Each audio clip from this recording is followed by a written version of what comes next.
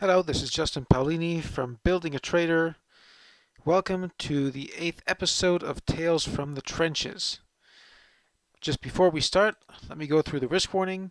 Trading foreign exchange carries a high level of risk and may not be suitable for all investors. This high degree of leverage available can magnify profits as well as losses. You can lose more than your initial deposit, so before trading, please carefully consider the risks and the underwriting costs and seek independent advice as required. Please contact us to discuss any questions or concerns you may have because we are here to help. And with that said and done, in this brief video we're going to talk about finding your style and remaining consistent. So recently I've had a number of conversations with students, and as it usually happens when markets are transitioning from one cycle to the other, some students seem to be in difficulty because the trading model seems to not work as well, or some models seem to work better than others. And that's just life in the markets. There will never be one model, one trading model, that will always produce identical results and that will always work. And you can be a systematic trader. You can use, a systematic approach, like the ones that have been publicly divulged and disseminated by Robert Carver or Andreas Glenau, or you can be a rules-based discretionary trader like myself, or you can be more of a discretionary trader. But independently from the approach, you will have ups and downs like everybody. Okay, that is what makes trading so difficult, because you don't just show up in the office and do your work and get good results. It doesn't happen like that. And believe me, I'm working with some of the best traders in the world at my current post at FCI Markets, and they have ups and downs just like you and I do. Okay, so this is just the nature of the markets.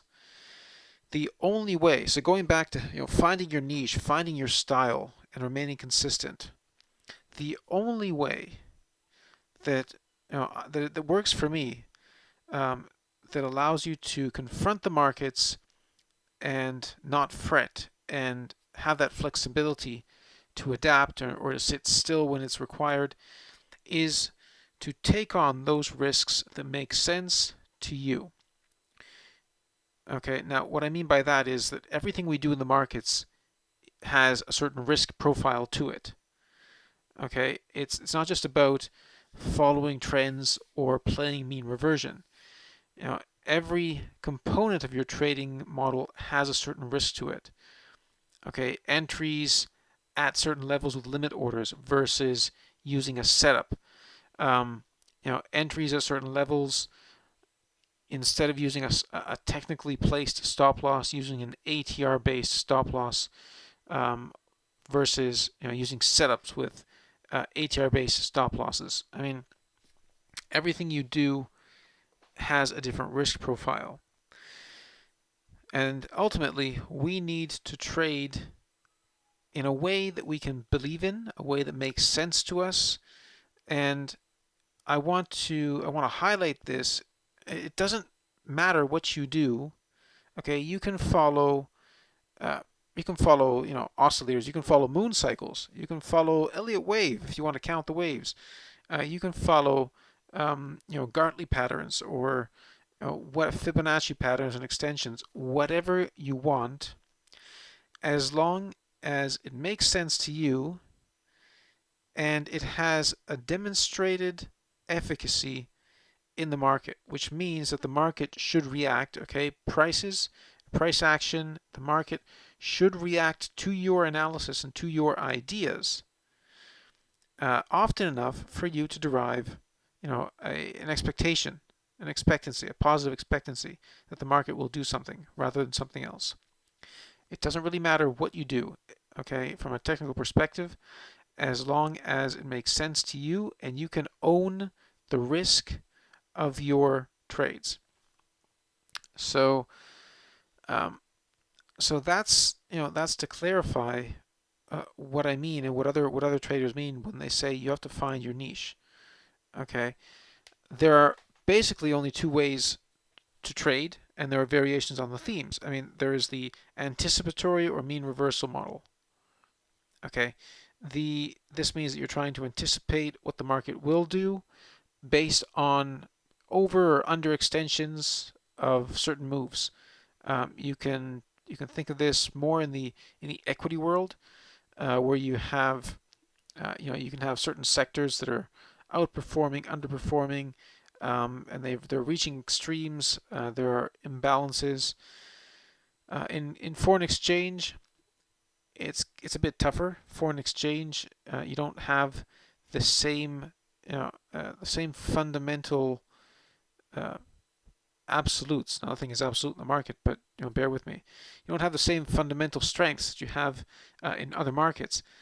Foreign exchange, everything is relative, and for as much money as funds have thrown at foreign exchange, fundamentals up until now always need a technical backdrop in order to in order to be profitable.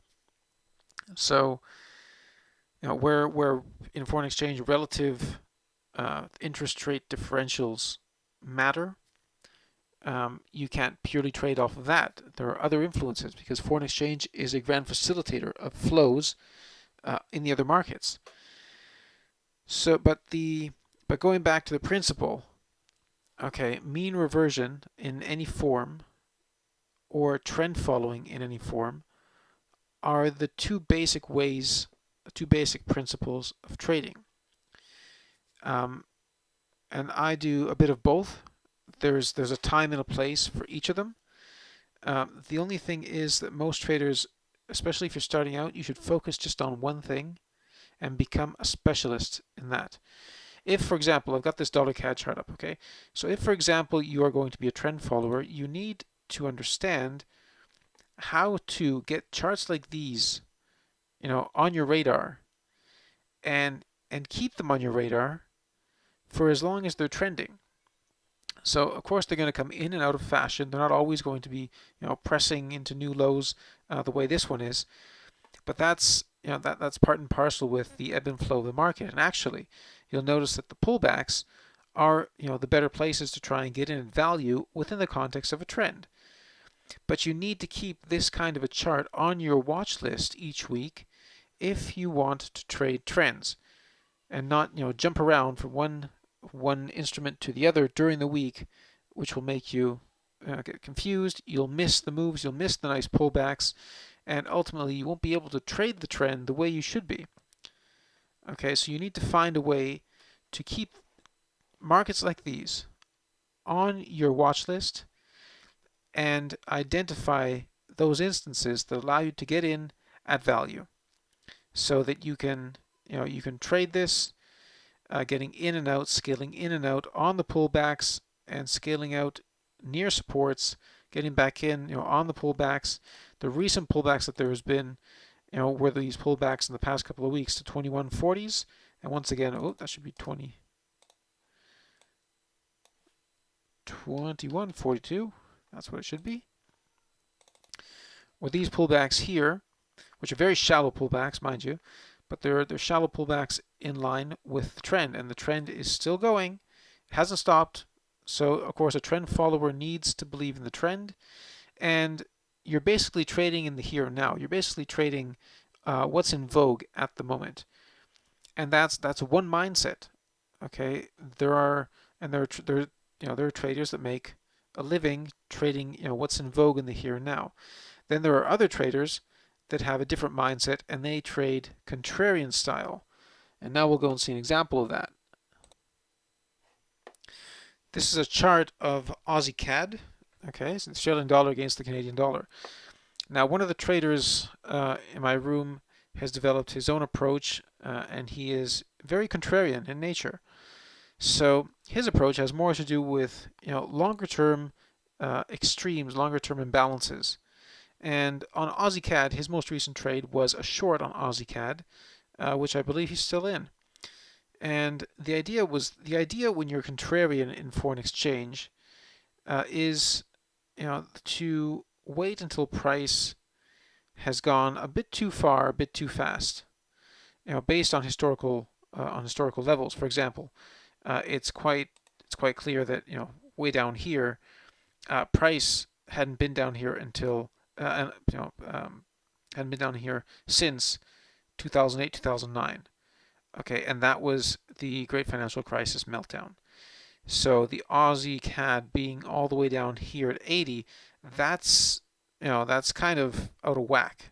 So the risk is more to the sellers, the reward is more to the buyers down here, and vice versa way up here. After this big climb, by a few measures, Aussie CAD was reaching some interesting levels, and I'd highlight these, this pin bar here, these monthly. This is a monthly chart, so these monthly neutral candles that then gave gave way, and the market declined all the way down.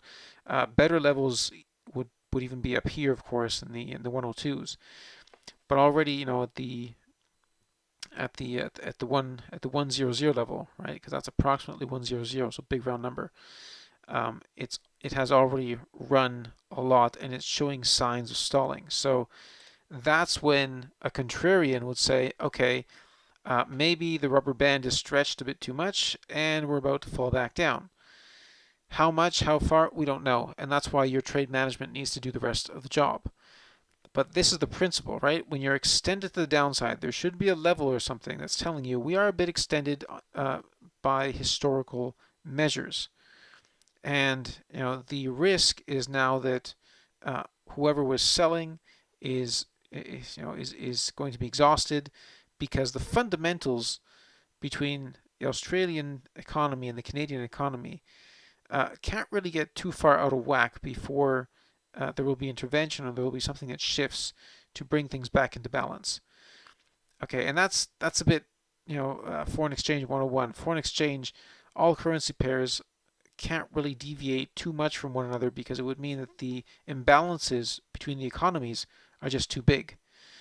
So there is a certain amount of mean reversion in foreign exchange at the macro level.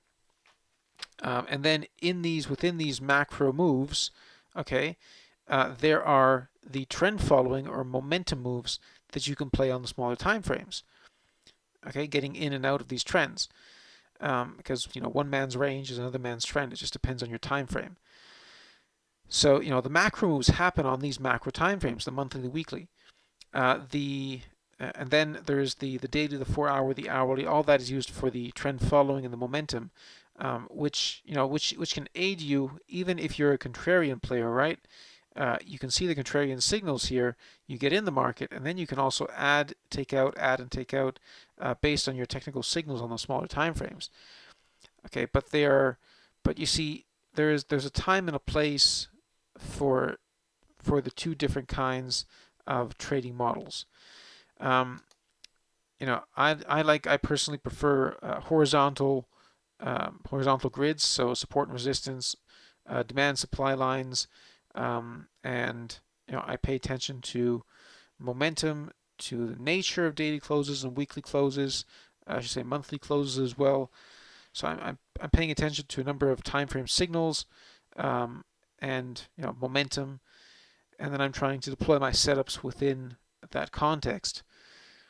But that's just me. You might like something else.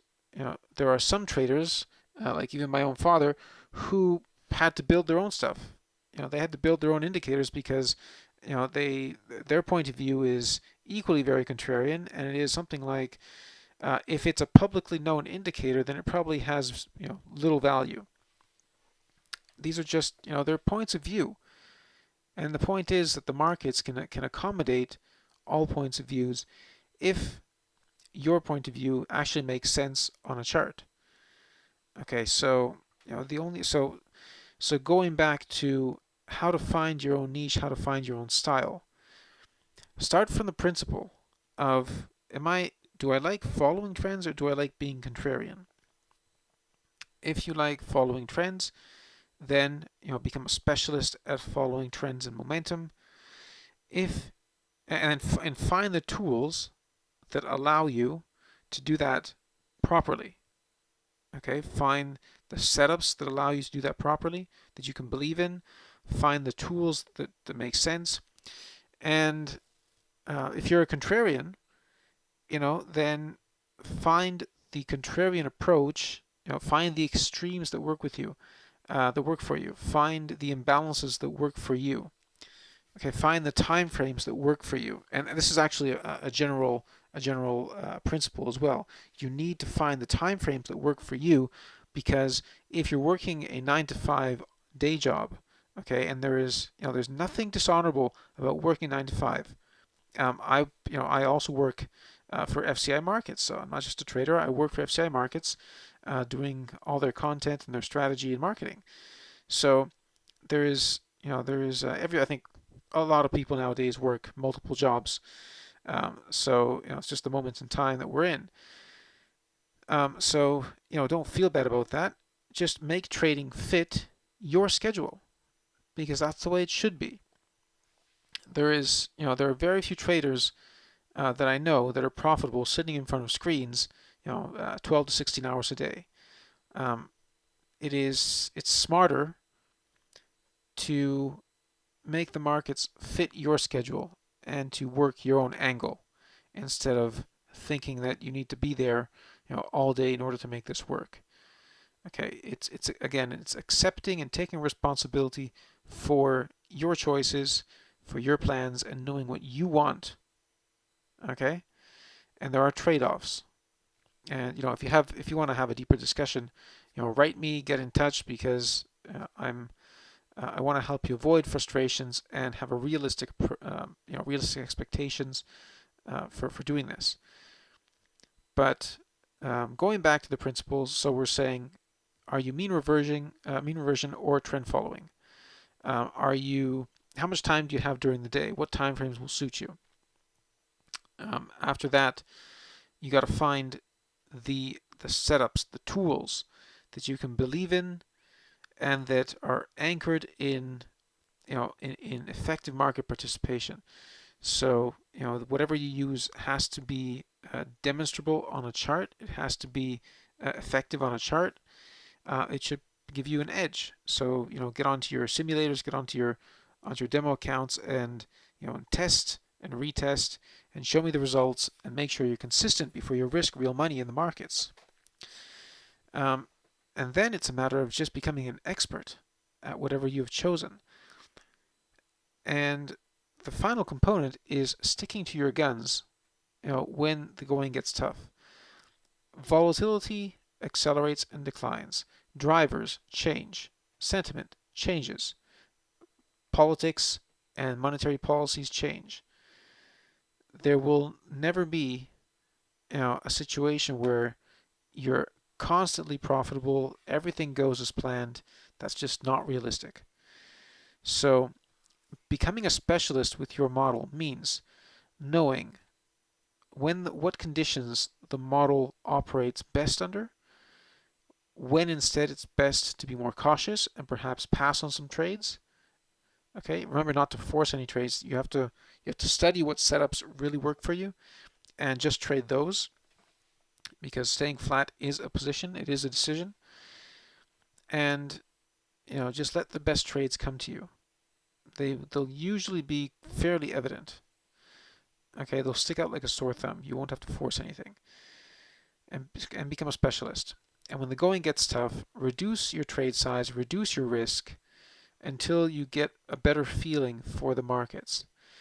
But avoid the trap of jumping from one system to another. Avoid the trap of thinking that me or anybody else has a better model, a better idea, because nobody is infallible, and we each have our own way of viewing things.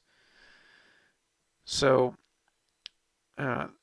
this is what I have for you today. Don't fall into this trap of thinking that there's a better system or a best system out there. Don't fall into the trap of looking at all those great traders on Twitter or on Discord or Telegram, who are posting all profits and never losses. You need ultimately, whether those guys are good traders or not, because I know there are some good traders out there, but it doesn't matter. You have to play your own game. You have to take responsibility for your own model, and you have to make the decisions within your own trading model that best fit you. Okay, so that's why it comes down to you, and this is why trading is 90% psychology and the rest is good math, because you need to find what suits you, what really makes sense to you, what fits your schedule, and then work to your strengths. Okay, because the market can accommodate your strengths just like it does those of everybody else's, and and study and perfect that and become an expert. This is what it takes. And of course, I'm here to help if you need me. Um, I hope this was useful, because I hate to see traders make some progress and then hit a bit of a drawdown because market conditions are changing, and instead of staying flat and just understanding that it's just a moment, they try and change their style. They try and find a different system, and so they never become specialists in anything, and they think, and they never get that self confidence to persevere, to pursue their system, to enhance it, to become real specialists, and to gain that confidence that the market can throw anything it wants at them. They will never ever burn an account. That's where I want you to get. So again, I hope this was useful.